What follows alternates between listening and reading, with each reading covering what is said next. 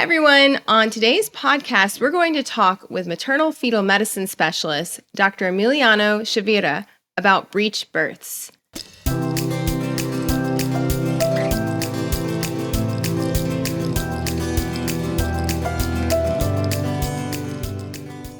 Hi, everyone. My name is Rebecca Decker, and I'll be your host for today's episode.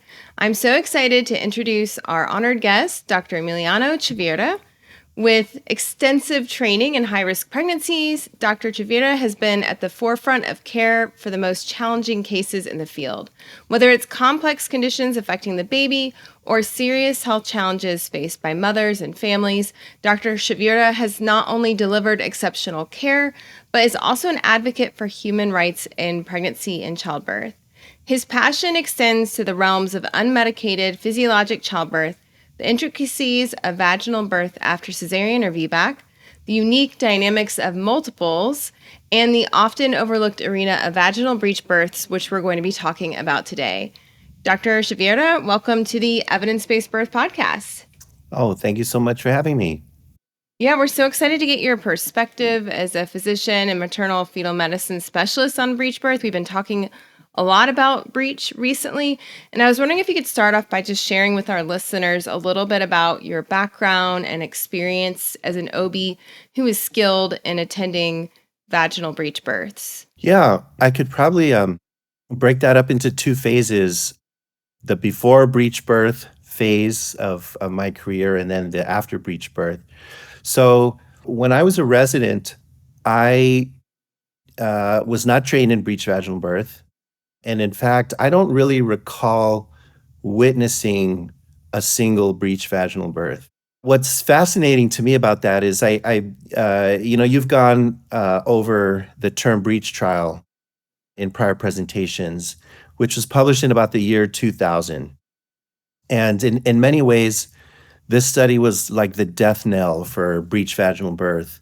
And I started my residency in 2001. That was when I was an intern in OBGYN. And already 1 year later, there was not one single breech vaginal birth. And this is, at a major medical center in a major metropolitan city in the United States, which is, Los Angeles. I just think it's very remarkable to reflect on that, how quickly breech just, disappeared from the landscape. But it was never part of my training. I did my 4-year OBGYN residency. And then following that, I did a 3-year training program in maternal-fetal medicine, which is high-risk pregnancy.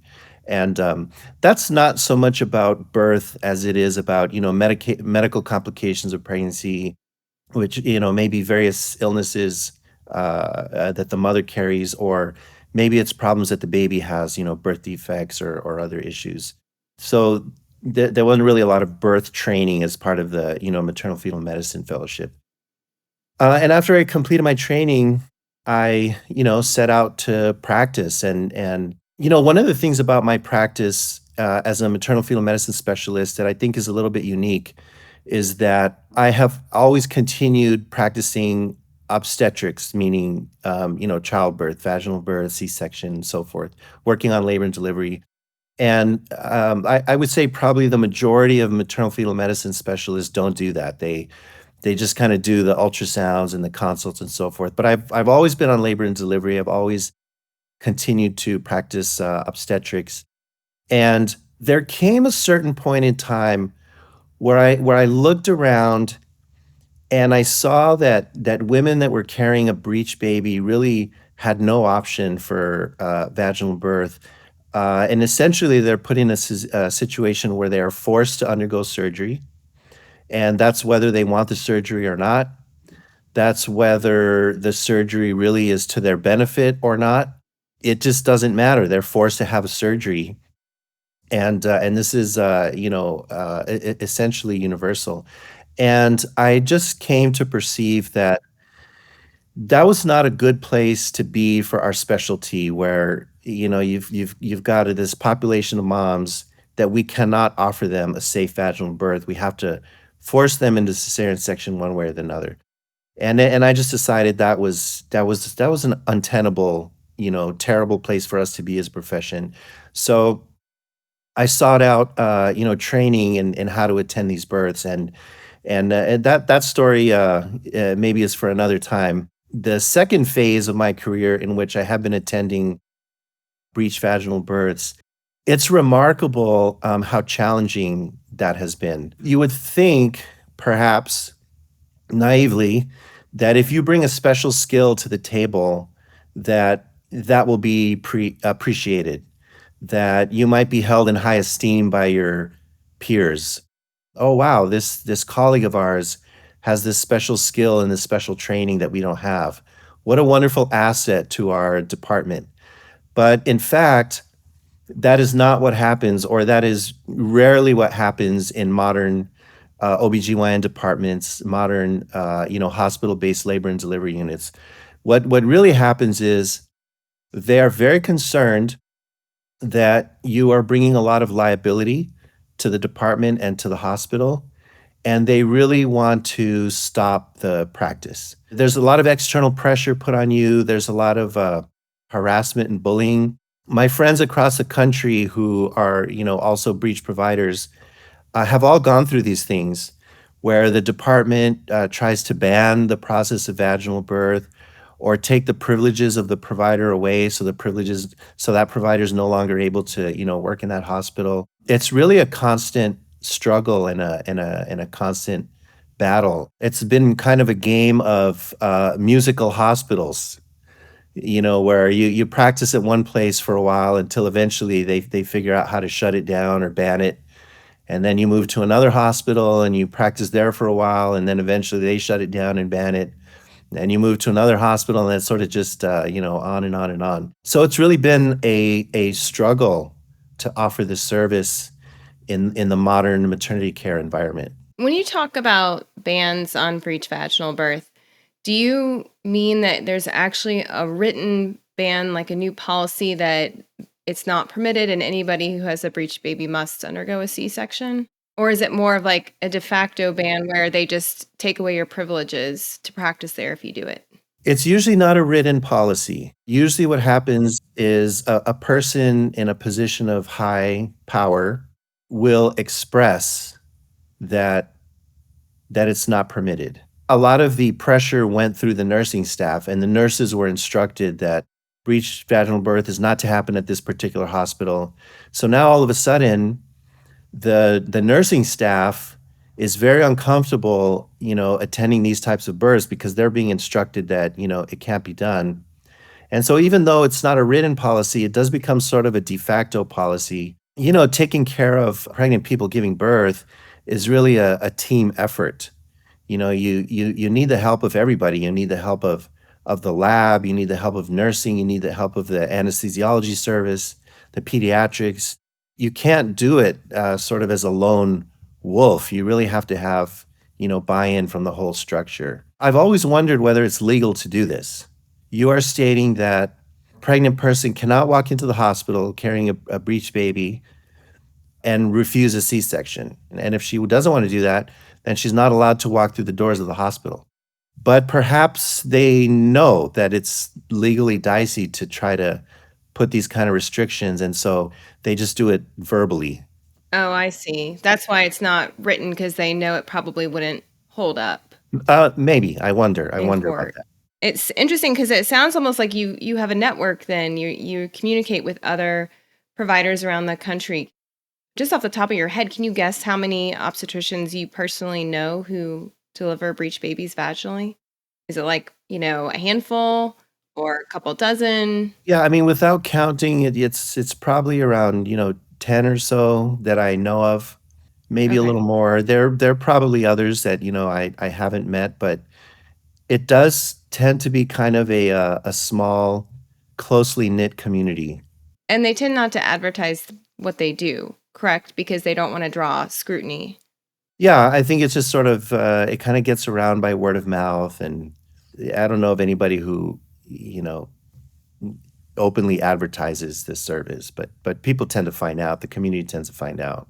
So if someone was referred to you, perhaps by a doula or a midwife, how would you, assess the situation to determine if someone's a good candidate for a vaginal breech birth? Because it's my understanding that not everybody is the best candidate. And what are some factors that influence kind of your discussion with the client? It's interesting that you say if a doula or a midwife refers somebody to me because they're the only people that ever refer anybody to me.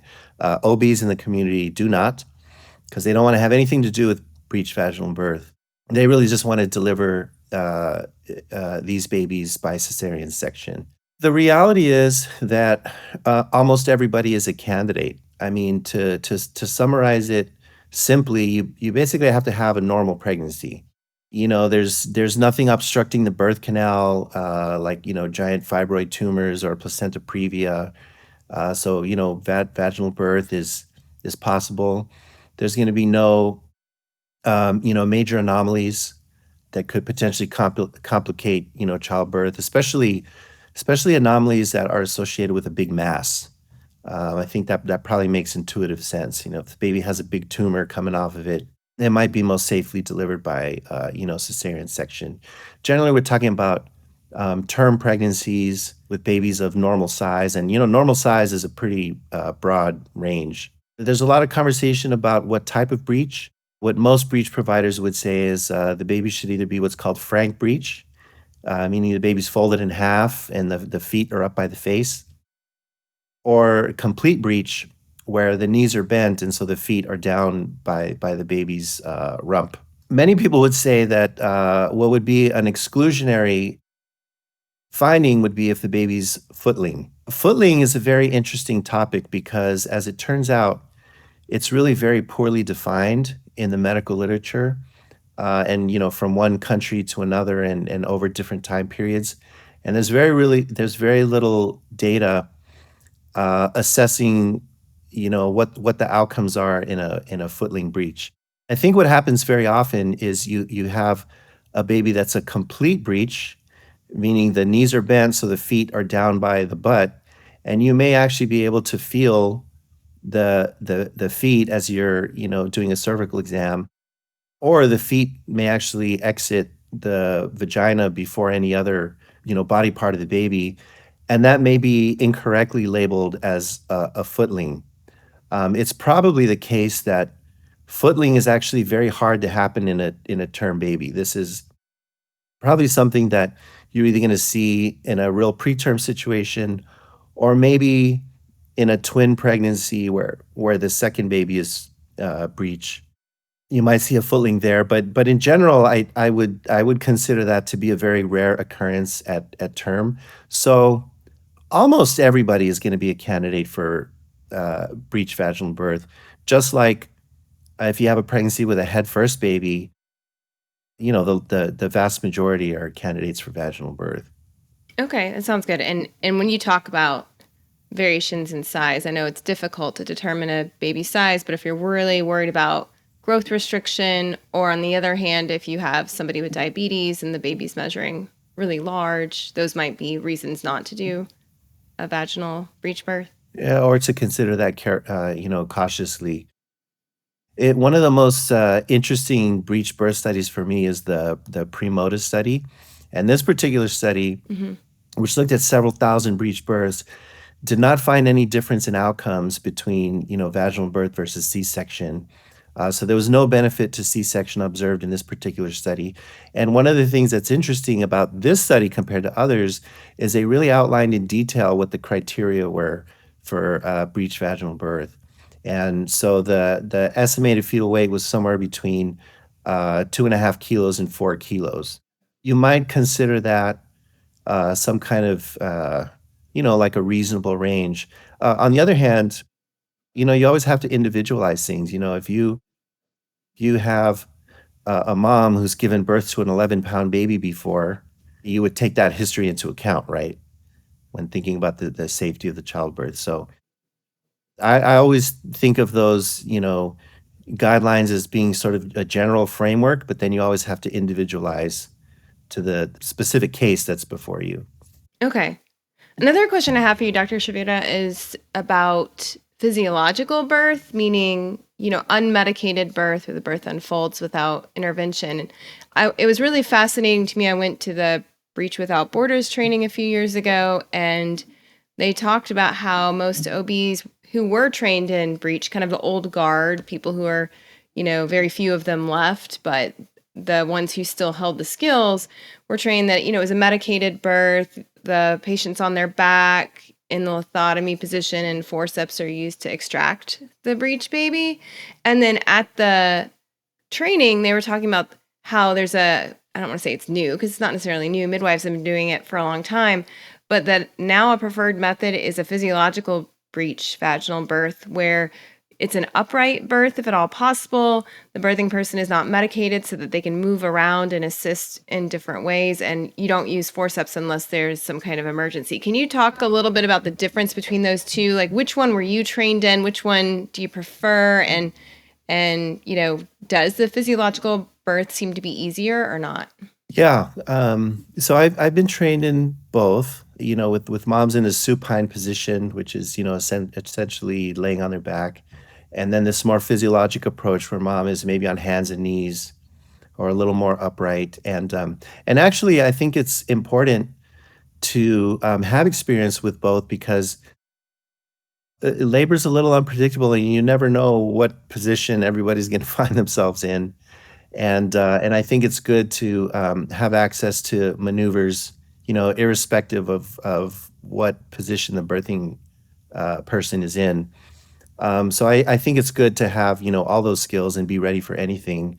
The upright or the physiologic approach that you're describing, I mean, you're absolutely correct. It is not new, but I think what is new is that there are now centers that are really, looking at this approach and trying to apply the principles of evidence-based medicine to it and actually study, outcomes. There's so much of what is done in the practice of medicine in general and in obstetrics, which is really just kind of tradition and what you were taught and maybe not necessarily subjected to any particular kind of studies or experiments to see what stuff actually works and leads to good outcomes. Versus stuff that is just what you've been taught, so it's what you do. So there are centers where they're actually, try to compare outcomes with these different approaches.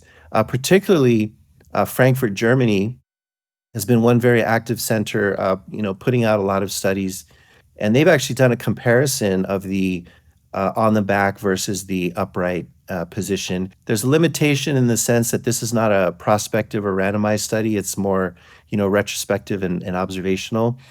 So that creates some limitations. But what they did see was that labor tends to be a little bit faster in the upright position. You have lower rate of injuries to both mom and baby.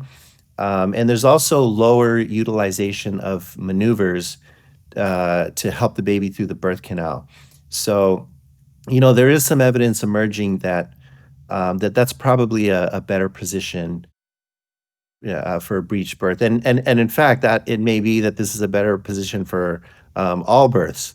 But generally, moms are put in lithotomy position because that's just sort of, the way it's been done for all these years. There was another study where they did an MRI study and they put moms into an MRI machine in different positions and found that when moms were flipped over and not on their backs but more on their hands and knees, that the pelvic diameters opened up by as much as a couple of centimeters.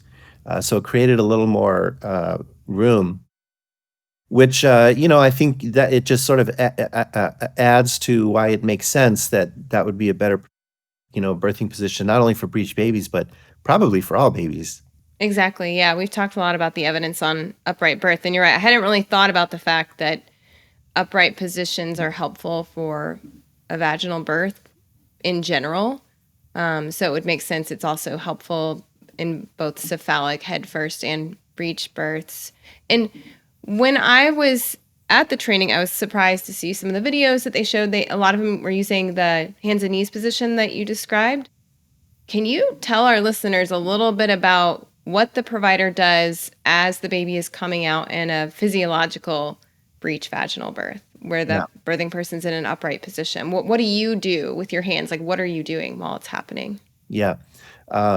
It's a really fascinating experience because one of the differences between a breech birth and a cephalic birth is that with a cephalic birth, as the birth is occurring, the baby's really still inside the mother's body. All you see is kind of the tip of the head, as the baby's crowning, and then all of a sudden the head is out and the body follows, and it all happens, within a few moments. That tends to be a very fast procedure. But with a breech birth, the body comes out first, and then the head follows last, and so you actually physically watch the baby during the birth through, most of the process. And so you see the rump emerging and the feet emerging and the body and the arms and the head, and you're watching it all. What the duty of the birth attendant is to observe the birth happening and discern whether things are happening normally, and you don't need to do anything. You can just let the birth happen because it's happening in an appropriate time frame, and the baby is doing all the appropriate movements that it needs to do to pass itself through the birth canal. And it's incredible to see how active babies are in their own birth, the birth process. It's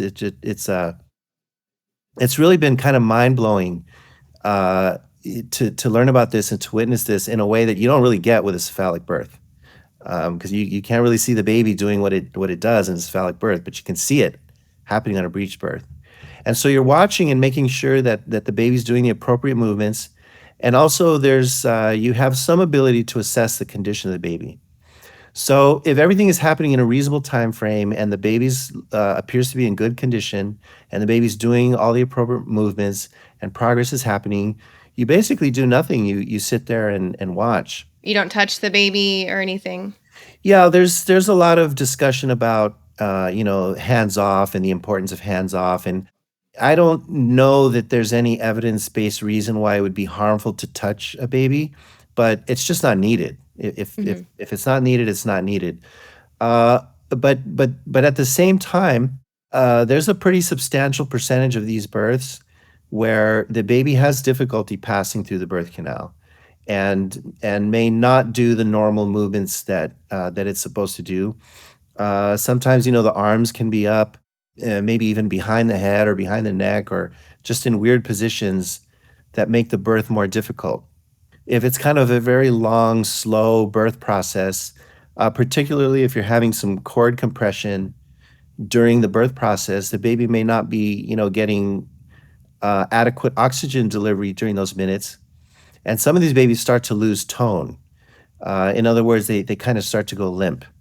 And in that situation, the baby's no longer helping itself. It becomes, much more passive, right? And requires either the mom to push the baby out or the birth attendant to help the baby out.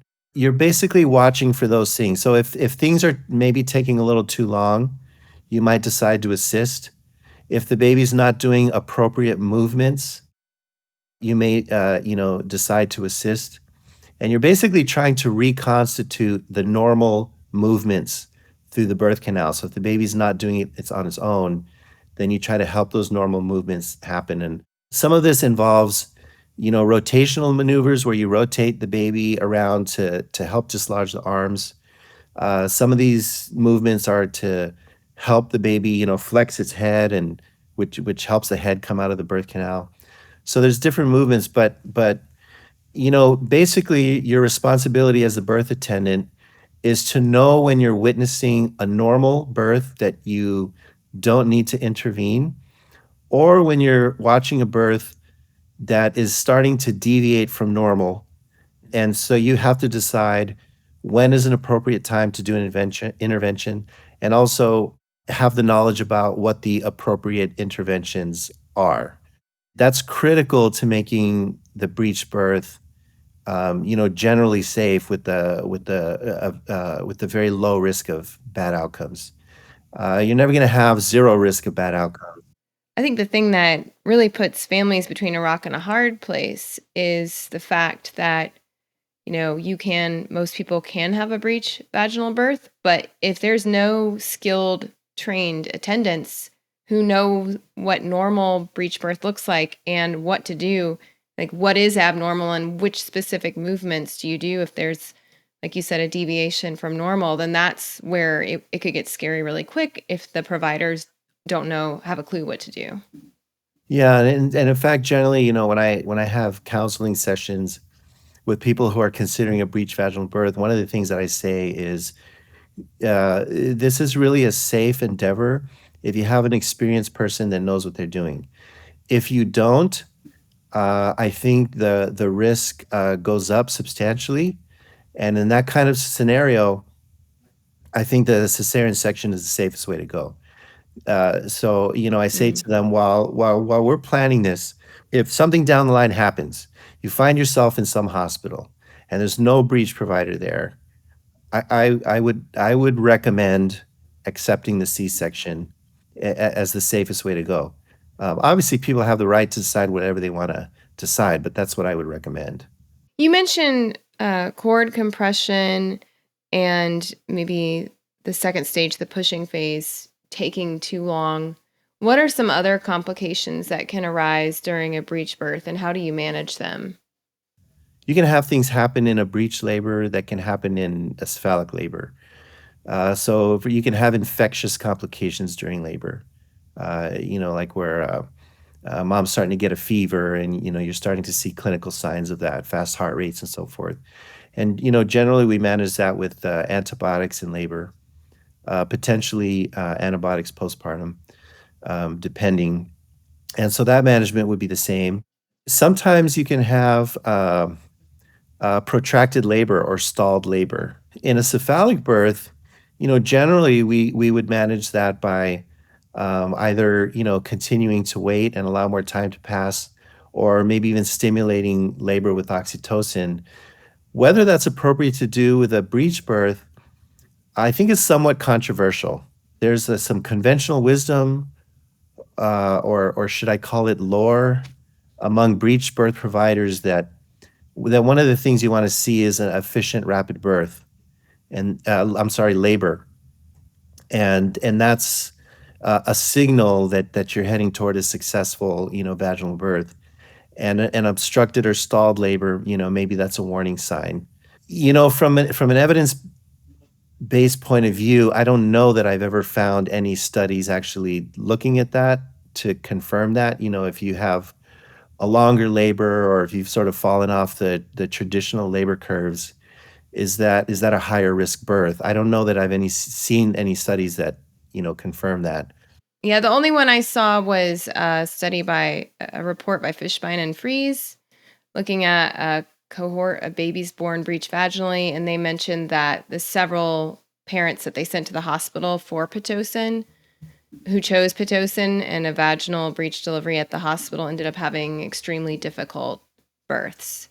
And so their Right. thought was, Yeah. maybe it's preferable if you're, for example, if you're having a home breech vaginal birth and you're transferring, or if you're having a breech vaginal birth in the hospital and you have this completely stalled out labor, that a C-section might be preferable than trying to do an extremely difficult vaginal breech extraction. Yeah, the only problem there is that that's like two cases. So essentially that's That's anecdotal. true. That's anecdotal Yeah. data. And there are case series published of induced labor with breech pregnancies. And if you pull them all and add them all up, it adds up to about 1,000 births. And what's generally reported in these studies is comparable outcomes to cephalic inductions. So there doesn't appear to be a signal that inducing labor is more dangerous in a breech pregnancy than a cephalic pregnancy. The problem there, though, is that's an induced labor, which is one population of people. If people having a stalled labor is a different population of people. And so whether the evidence applies to this particular uh, category of people, I don't know that we have good evidence on that. Speaking of evidence, I know we have really good evidence that external cephalic version can be a good choice for families with a breech baby who, for whatever reason, don't want to or can't attempt a breech vaginal birth, but they want a vaginal birth so they can try and get the baby into a head first position. We cover that in episode 173, but I was wondering if you could talk a little bit from your personal experience as an OB and MFM, do you feel like most OBs in the US are comfortable with and skilled in offering ECV? Absolutely not. Generally, in the different locations that I practiced, it's been a minority of physicians that offer and practice ECV. In some settings, it's because you may have a group practice, and there are one or two people that are the ECV people, and so the other practitioners in the practice just don't really have any need to do it. They may not have any opposition to it. They may be perfectly in favor of it, but there's somebody in their practice that does it, and I think that's fine. So I've encountered that. But then in some communities, centers where you have thousands and thousands of patients that are all going to their individual, separate communities and providers, you very often find that almost nobody does ECV. One particular community I work in South LA, there's really no other providers. I'm the only one that does it.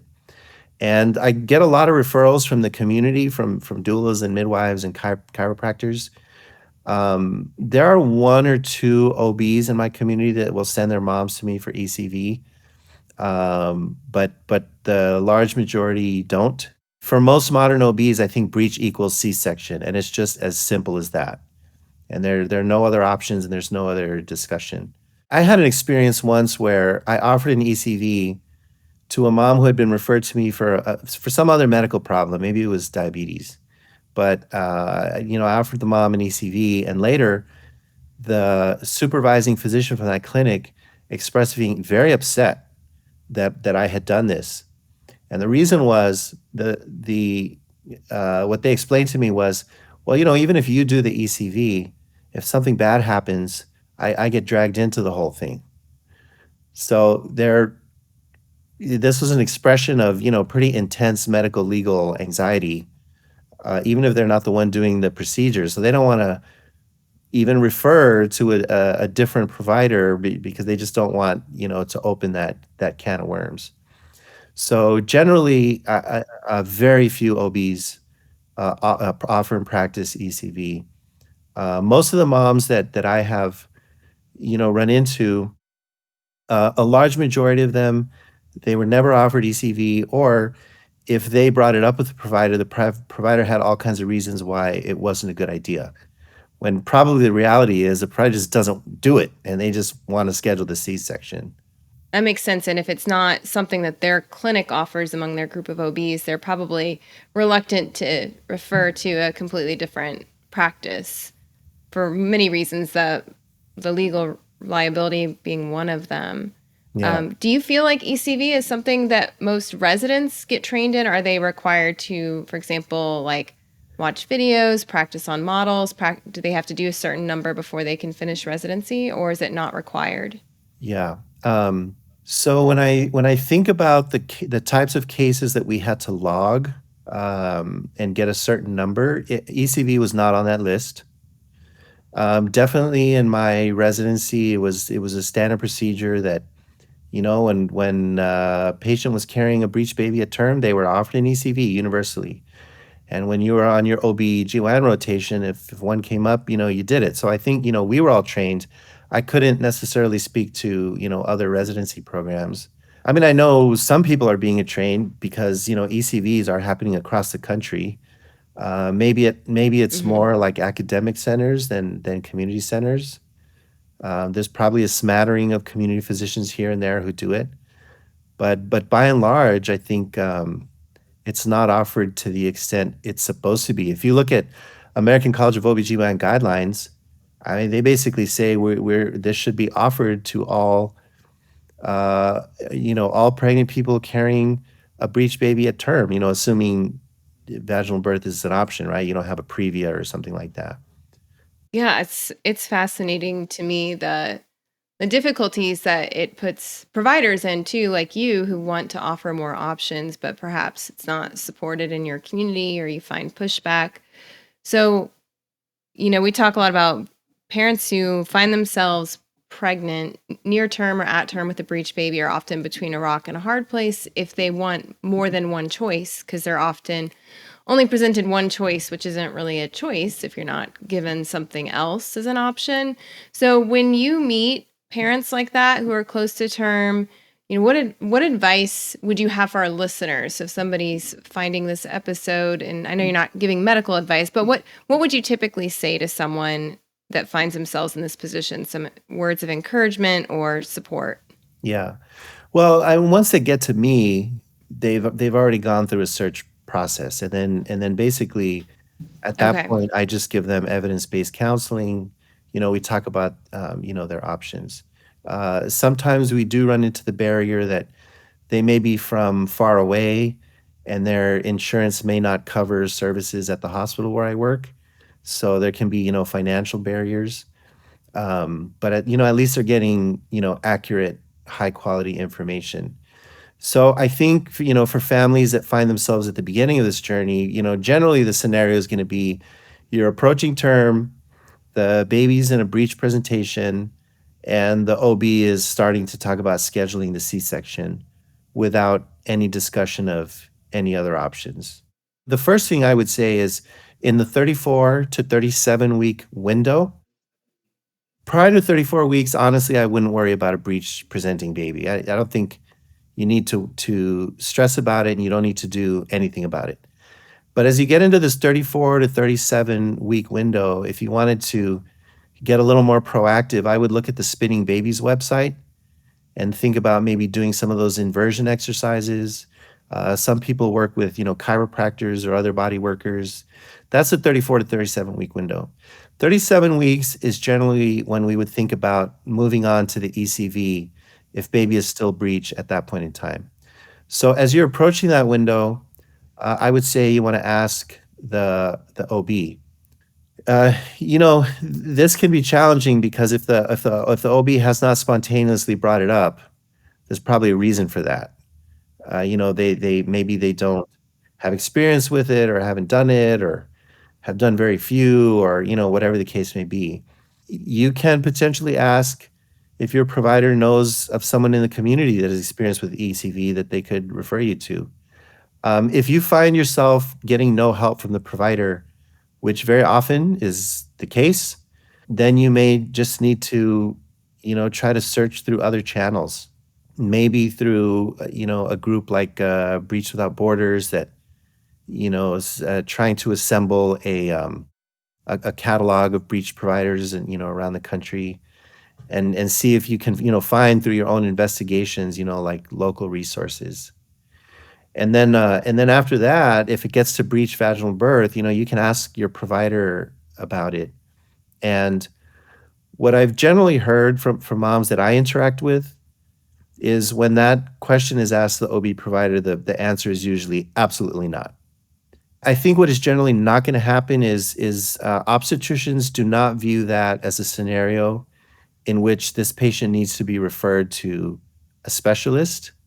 In other areas of medicine, that's automatic, right? Like if you have a cardiac problem, you get referred to a cardiologist.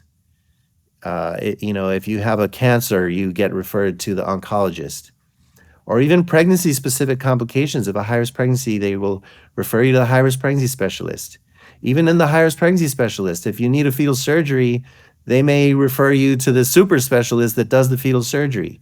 We're used to referring people who need services to other providers that offer those services. But for some reason, breech is not treated that way. And so they're usually not going to refer you to somebody in the community who does breech birth. For some of the reasons we talked about before, they just don't want to have anything to do with that, and they want to deliver you by cesarean section, which they feel is the safest way of managing the scenario, and they don't really want to think about other options. So you may have to do this search on your own, and look through other channels If that's what you want, if you want to explore that. if that's what you want. And I Yeah. will add that if that's not something you're interested in, and you feel safest being delivered by cesarean section, I think that's absolutely a perfectly reasonable and acceptable decision. Um, You know, that study that I mentioned before, the Premoda study, it was something like 8,000 breech pregnancies. And this study was conducted in a country where breech vaginal birth is normal. It's readily accessible. Anybody who can do it, anybody who wants to do it, they can do it. This country, they reported outcomes that were equivalent between vaginal birth and C-section. And even in that scenario where women had really free choice to decide, it's more than 5,000 of them chose cesarean section. So, that's a perfectly reasonable choice. And I don't want anyone to interpret this as, you should have a vaginal birth. I think what you should have is you should have the choice. But if your choice is cesarean section, that's fine. And, going back to the Premoda study, which I talked a little bit about in episode 296, there was no difference, like you said, in mortality and the overall outcome of morbidity, but some of the individual outcomes were different and favored the cesarean group. So, like you said, it's a good choice if that's your choice. The problem is people aren't given a choice is more what we're talking about, and I think that's really hard. I would love to hear, Dr. Chavira, if you see any future trends or developments in this field that you're a specialist in terms of caring for breech pregnancies or breech delivery or anything like that. Yeah. In 2016, I went to the Amsterdam Breech Conference, and one of the presenters was a German doctor from Frankfurt, it's Dr. Leuven, and he made a comment that really stuck with me. And he said obstetricians very often ask the most uninteresting questions. They debate up and down and left and right ad nauseum, which is safer, breech vaginal birth or cesarean. And so that is an entirely uninteresting question, because the reality is both are always going to exist and both are necessary. And the real question is, how do you make each safer? How do you make the cesarean section safer?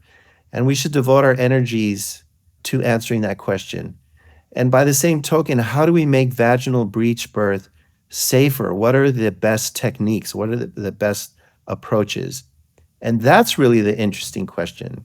Even as we exist in this era where many obstetricians have wholesale abandoned breech vaginal birth, you have in certain places around the world a resurgence in interest, but also active ongoing research to try to answer previously unanswered questions, so that we can refine our techniques, make it safer and safer over time. So I find that exciting. There's also this organization, which I mentioned previously, Breech Without Borders. They're traveling around the world actively teaching breech techniques to anybody who wants to learn them. Currently, that means it's mostly midwives, mostly attended by midwives, but you see some obstetricians here and there. But what's happening now is they're actually running their sessions with some OB departments. So I think you're starting to see a little bit more uptake.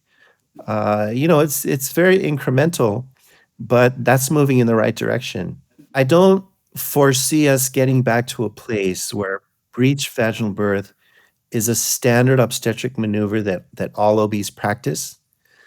But what I would love to see would be if it came to be considered a standard specialty that some OBs have. And in every community, there's somebody who enjoys the challenge of attending breech vaginal birth, and who becomes experienced at it, and who becomes good at it, such that in families where they have a breech presenting baby, there's somewhere to send them instead of having to force them into an unwanted cesarean section. So if this became something that you had one person in every OB department, I think that would be so much better than, what we have now. Right. We would just need all the hospital administrators and lawyers to get on board with that approach of treating it like a specialty rather than, Yeah, they need yeah, to be protected and supported, as opposed to what happens now is they're really just hung out to dry and run out of town. And yeah. It's a big issue. Dr. Chavira, thank you so much for coming on the podcast to share your knowledge and wisdom with us, and thank you for everything you're doing to support families in California. Is there anything else you'd like to share, or anything else you want us to know about? yeah, the one other thing that I would, mention that's always important for us to think about is the issue of, justice and disparities in outcomes, that we see in our country, depending on socioeconomic status, depending on, race, things like that. And, one of the things I have experienced is a lot of, women will come from, fairly large distances to come have a breech birth with me. But that tells you right away that they have the resources to find me in the first place, to make the travel Mm-hmm. arrangements, and so on and so forth. And these are, options that women of, low income, and very often that follows, race-based lines, may not have these options open to them. So again, if you're a poor woman of color in the inner city and breech birth is not an option in your hospital, then it's just not an option and you get forced into a cesarean section. Whereas, women of wealth and greater means can sometimes, find options that are out there that other women can't. I think that's a good reminder that needs to be, something that we're constantly working on and bringing light to as well. And also with the training as well, making sure that these trainings are provided and led by communities of color rather than mainly staying in the hands of white midwives and birth workers. So I thank you so much for bringing that up. Dr. Chavira, is there any way that people can follow you online? Yeah, I'm pretty old. Uh, so that means I'm not super savvy about social media things, and my online presence is pretty meager. But the one place would be Facebook. I have a Facebook page, Mm-hmm.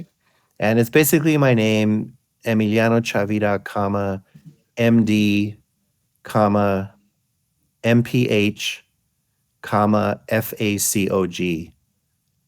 Those are all my various degrees and so forth. And I saw that you had a couple episodes on Dr. Berlin's podcast, the Informed Pregnancy podcast. So we'll put the link in the show notes to get those, because those are different topics that you talked about that were also really interesting. So thank you, Dr. Chavira, for coming on today. We appreciate you. Oh, thanks for having me. It was a lot of fun. Today's podcast was brought to you by the Evidence-Based Birth Professional Membership. The free articles and podcasts we provide to the public are supported by our professional membership program at Evidence-Based Birth. Our members are professionals in the childbirth field who are committed to being change agents in their community. Professional members at EBB get access to continuing education courses with up to 23 contact hours, live monthly training sessions, an exclusive library of printer-friendly PDFs to share with your clients, and a supportive community for asking questions and sharing challenges, struggles, and success stories. We offer monthly and annual plans, as well as scholarships for students and for people of color. To learn more, visit evbirth.com/membership.